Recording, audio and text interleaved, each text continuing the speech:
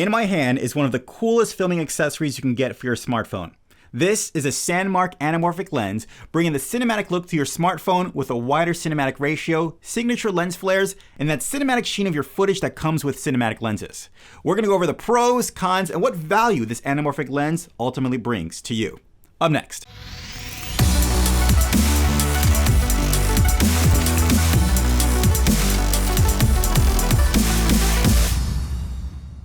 Hey, it's Low for Low Nose Tech, reviewing the cool gear that aims to level up your production, making you better and your life easier. Don't forget to hit that subscribe button to catch up on all the cool content, hit that like button because you like improving your skills, and also tap that bell so you'll be notified when new videos come out.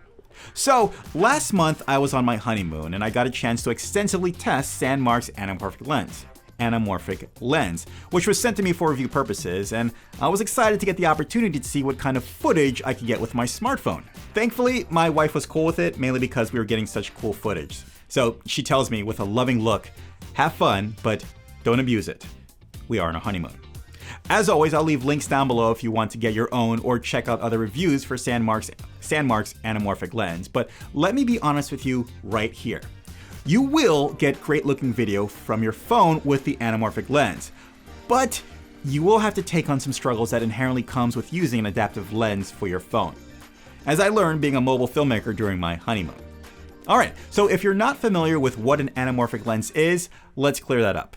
To start, an anamorphic lens is amazingly popular among filmmakers, mainly because of the look that it gives. You get that ultra-wide aspect ratio, that long horizontal lens flare, and that characteristic cinematic sheen that has become so popular. Now, you can bring all of that to your smartphone. So, what do you get when you pick up Sandmarc's Anamorphic Lens? I'm gonna mess up that name throughout this video. So, what do you get when you pick up Sandmarc's Anamorphic Lens? Well, depending on what version you get, the anamorphic lens comes with a phone case that will allow you to mount the lens to it. I got the iPhone 12 Pro version, so this kit will only fit on this phone, but check out other options to fit your phone. The lens also comes with a lens clip that you screw the anamorphic lens to and then easily place it over the camera of your phone. So for example, I tested this on an iPhone 10 and it worked just fine. Again, you don't have to use a case. You can use a clip on your phone if you don't want to use their case and just move the lens back and forth between the lenses, getting the desired look that you want. But for the duration of this video, all tests will be using the case for the Sandmarc Anamorphic Lens. Now, to be honest, the case that comes with the anamorphic lens is pretty thin and doesn't offer much protection for your phone. You'll find yourself just using the case to mount the lens and not much else. So it may become inconvenient for you going back and forth between your own trusted case and the one that comes in the box. But there is another option. Sandmarc does offer a pro version of their case, and this case offers way better protection and usability compared to the standard version. I've been using the pro version on my phone for the past 2 months and it's worked just fine. Okay, so setting up is very simple. With the grooves of the case, you have two options, using the telephoto lens and the standard wide lens.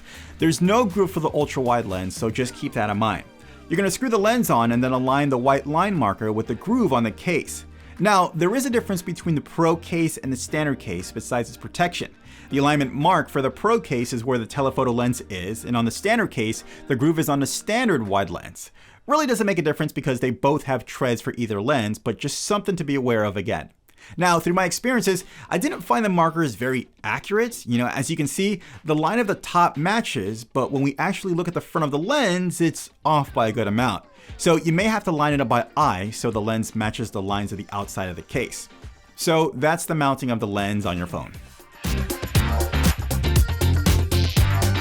Let's talk about recording video, because that's why you're actually here, right? Now, you could use a standard built-in camera app, but you're going to be limited. First, the camera app won't let you use a telephoto lens for video outside of portrait mode, so you can only use standard wide angle. Second, because we are using the anamorphic lens, in order to get its unique look, anamorphic lenses squeezes the image to get more information in there, so you'll in the end have to de-squeeze the picture in post. Click here for a tutorial how to de-squeeze your footage, but this video and the footage we'll be seeing was recorded using the Filmic Pro app. Keep in mind you do have to pay extra for the app, but it's worth it. Alright, this is how you set it up. Go to Settings, then go to Hardware, then select the 1.33x anamorphic adapter option. The software will do the de-squeezing automatically for you and record it that way. Alright, so now that we're all set up, how's the quality of the picture? Well, in a word, good. Your phone video will have even more cinematic look and feel to it now with the anamorphic lens. One of the immediate things I noticed that improves the image is that the lens gets rid of that odd tomato red tint to the skin tones that you normally get with the iPhone video.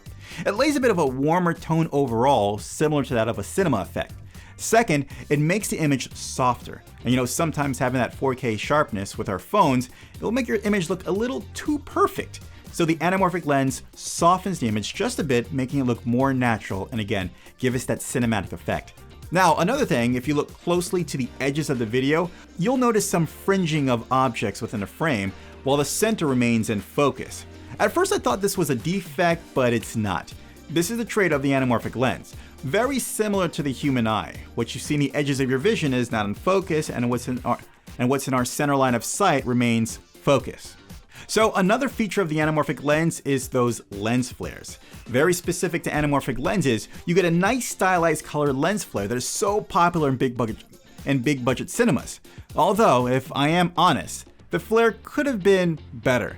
I'm not really sure what goes into the design of making a really good lens flare, but I wish that the anamorphic lens could have done something a little more interesting with its own lens flare. Right now you just kind of get like a straight blue line. As long as you have it, right? I'm glad it's there regardless. So let's go back to the setup. You can use the lens with either the telephoto lens or the standard wide lens. When using the anamorphic lens with the wide lens, you'll see a bowing effect on the edges. This is normal because of the wideness of the lens. After extensive use, I decided on this. If I wanted to take a close-up and not warp my subject, I will put the lens on the telephoto side. Anything not a close-up or focus on a close subject, then I'll go with a wide look. And as you can see, either way you get very cinematic looking shots. So in short, I think the Sandmarc Anamorphic Lens is a no-brainer. And if you're looking to improve the look of your phone footage, well then get it. With that being said, I get things need to improve over time, and this is what I would like to see improved. Number one, the lining up system for the lens. Like I said before, going by the line on the case and lens, it doesn't match up and you have to do it by eye. And as you can see, it's not exactly locked in. Unless you're on top of it, you're going to be constantly adjusting the lining up of the lens, making sure your footage isn't crooked. So I wish there wasn't so much wiggle room that was happening. I just wish there was just one locked in position where it would lock on correctly like a lens would on a camera. Last, and this is not really the fault of the lens, but I highly recommend getting some kind of gimbal or steadying device with this. The footage comes out really good, and it's a shame that our own shakiness will give it that even more amateurish look. So if you can, consider a gimbal unless you're going to have this on a tripod. So to sum it up, if you want to upgrade the quality of your video and give it that cinematic look, you will not go wrong with the Sandmarc Anamorphic Lens. Just make sure your lens is lined up so you're not accidentally recording with leaning footage. Alright, that's it. Links down below to pick up your own Sandmarc Anamorphic Lens, along with more reviews. Leave a comment down below and let me know what you think of the Sandmarc Anamorphic Lens, and of course, learn, do, and share. Take care. I'll see you later. Bye. Oh, look at the little lens. Arr, I'm the Mr. Anamorphic Lens guy. Arr, arr, arr, sand me the sand dunes out of Sandmarc, and you get it.